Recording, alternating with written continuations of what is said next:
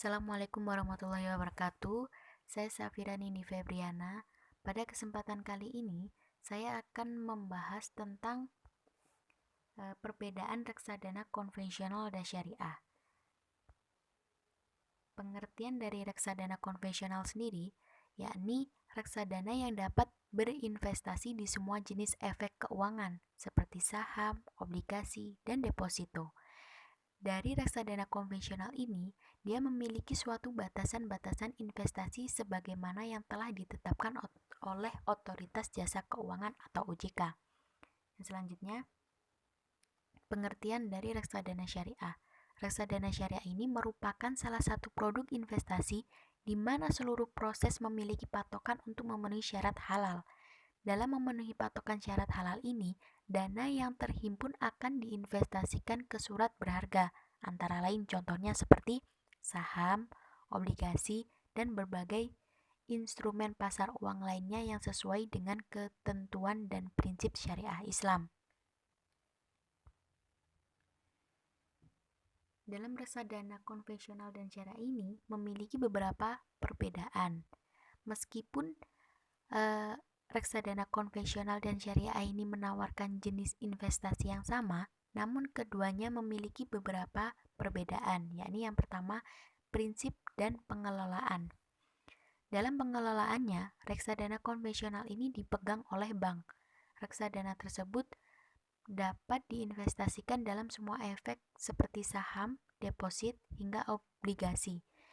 Semua instrumen tersebut dapat disesuaikan dengan batasan investasi yang diterbitkan oleh OJK atau Otoritas Jasa Keuangan. Perusahaan yang terlibat dalam investasi dan total utang dalam reksadana satu ini tidaklah menjadi syarat yang penting.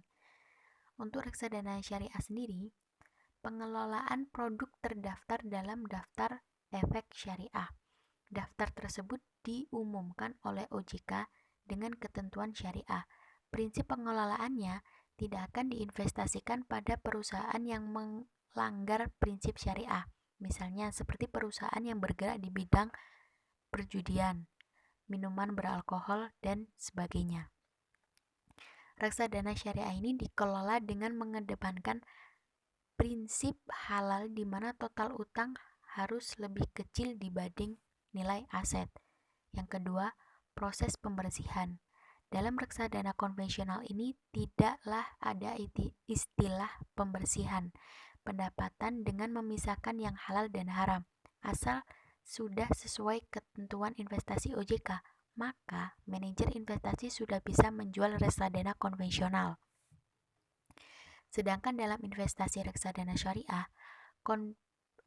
proses pembersihan ini pendapatan wajib dilakukan. Dalam hal ini, istilah juga dikenal dengan sebutan cleansing. Proses cleansing tersebut berarti memilih apakah sebuah perusahaan memiliki pendapatan tidak halal atau malah sebaliknya dalam sebuah bisnis tersebut. Tahapan tersebut sangat penting pada reksadana syariah, sebab dari segi prinsip yang mengedepankan syariat Islam, semua pendapatan yang masuk khususlah sesuai dengan ketentuan Islam. Pendapatan tidak halal ini nantinya akan disisihkan dari jumlah investasi serta keuntungan halal. Hasil penyisihan ini nantinya akan diperuntukkan untuk keperluan amal atau juga disumbangkan. Selanjutnya yaitu diawasi oleh dua badan pengelola berbeda. Reksadana konvensional berada dalam pengawasan Otoritas Jasa Keuangan secara penuh. Pengawasan ini disesuaikan dengan mekanisme pasar dan faktor lainnya yang sesuai dengan kondisi perekonomian. Sedangkan untuk reksadana syariah, Dewan Pengawasan Syariah merupakan pengawas investasi satu ini. Dewan Pengawasan Syariah ini akan bertanggung jawab dan memastikan pengelolaan reksadana yang harus sesuai dengan prinsip syariah. Namun untuk regulasinya, investasi reksadana tetap diserahkan pada Otoritas Jasa Keuangan. OJK ini bertindak sebagai regulator yang menyiapkan berbagai macam bentuk investasi di Indonesia, termasuk reksadana syariah. Selanjutnya, peran manajer investasi. Manajer investasi ini merupakan profesi yang sangat dikenal dalam reksadana. Nah, dia bertugas untuk menentukan nilai saham serta membantu memperoleh legalitas dari reksadana tersebut. Namun, peran manajer investasi dalam reksadana konvensional dan syariah ini cukup berbeda. Dalam reksadana konvensional, manajer investasi ikut mengelola dan menanggung resiko berdasarkan dengan prinsip kerjasama. Sedangkan dalam sistem syariah sendiri, manajer investasi tidak menanggung kerugian meskipun ikut mengelola. Jika investasinya gagal, yang menanggung kerugian adalah investor atau pemodal. Selanjutnya, perhitungan pembagian keuntungan. Dari pembagian keuntungan pun, kedua jenis reksadana ini memiliki perbedaan yang sangat mencolok.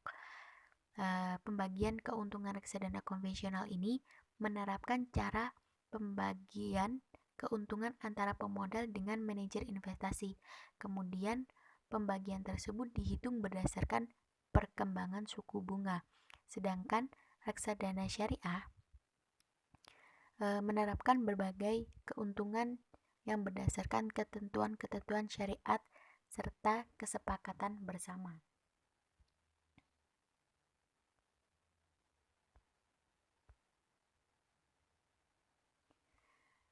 Tugas investor adalah memiliki rentang waktu sesuai dengan kebutuhan sehingga rencana keuangannya lebih tepat. Berikut beberapa terdapat panduannya. Yang pertama, bagi yang berinvestasi untuk jangka 1-3 tahun, sebaiknya pilih reksadana pendapatan syariah. Dalam jangka menengah ini, modal akan berputar dalam waktu yang cukup sehingga keuntungan yang akan didapatkan bisa menjadi lebih baik.